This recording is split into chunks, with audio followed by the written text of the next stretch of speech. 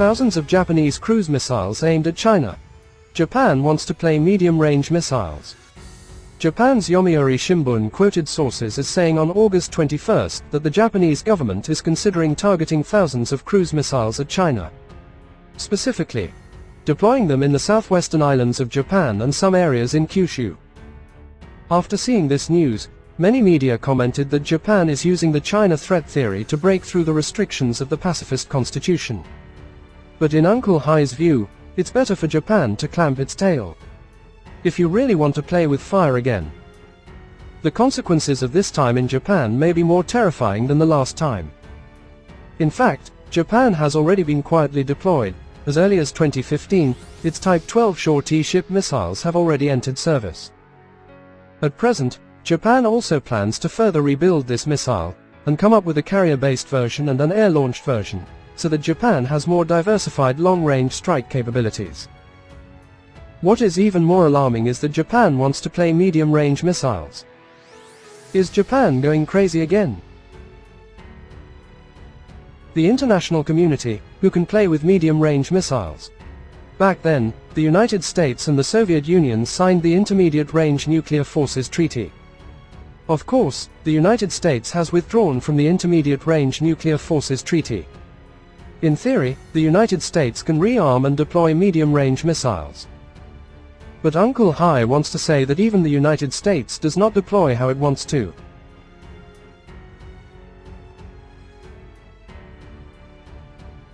Others, such as China, have relatively strong medium-range missile capabilities. Of course, there are many ways for China to guard against Japan militarily, in addition to medium-range missiles. Today's China is not the China during World War II, and Japan is not the Japan of that time. What's more, you can also use a yardstick during the anti-Japanese war to measure China and Japan. The strategic depth of China and Japan is different. To measure purely from military theory, it is best for Japan not to provoke China.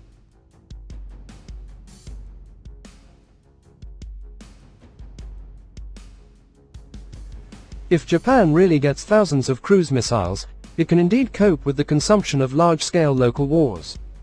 At present, some media have disclosed that in addition to its own production of an improved version of the Type 12 missile, Japan also wants to introduce the American AGM-158 air-launched cruise missile with a range of more than 1,500 kilometers.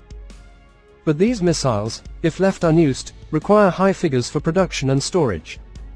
And if it deploys these missiles, it is just a deal with China. Uncle Hai has to say. China in 2022 is not Iraq in 1991.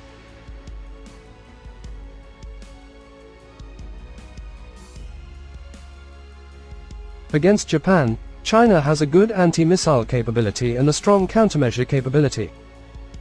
Japan spends astronomical amounts of money just to keep these missiles. It is no wonder that some people want to say that Japan's plan in this way has exposed that its missile capabilities cannot keep up. And it can only be supplemented by quantity, which belongs to the sternness. The United States and Japan deployed a large number of monitoring equipment and strike weapons on the first island chain, to prevent Chinese naval ships from breaking through the Ryukyu Islands from the East China Sea and entering the Pacific. This waterway has both a rigorous anti-submarine monitoring network and a rigorous air reconnaissance network.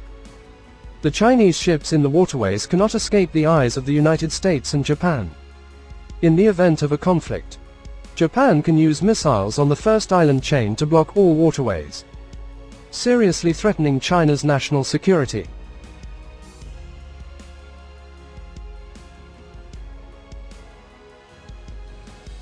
Unlike the deployment of missiles on the first three islands, Japan's deployment of missiles on Shihang Island is not only a simple matter of hindering the Chinese Navy's entry into the Pacific Ocean. Shihang Island is only 160 kilometers away from Taiwan Island. The range of Japanese anti-ship missiles can completely cover the waters east of Taiwan and prevent Chinese naval forces from blocking off Taiwan's waters. It can be said that the deployment of missiles is clearly aimed at Taiwan and wants to hinder China's reunification. Great cause. The Type 12 land-based anti-ship missile deployed by Japan on Shihang Island this time has a maximum range of 200 kilometers. It uses inertial navigation and advanced terrain matching and target recognition technology. The middle section uses GPS guidance. The terminal adopts active radar guidance, which has strong anti-jamming ability and strike accuracy. The range of the Type 12 anti-ship missile can cover all the waters of eastern Taiwan and the Miyako waterway. It can simultaneously block the Miyako Strait and attack surface ships in the eastern waters of Taiwan, which poses a great threat to China.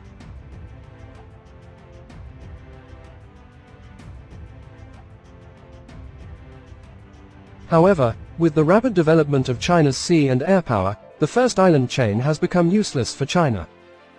In recent years, the frequency of Chinese H-6 bombers and aircraft carrier formations passing through the Miyako Strait has gradually increased.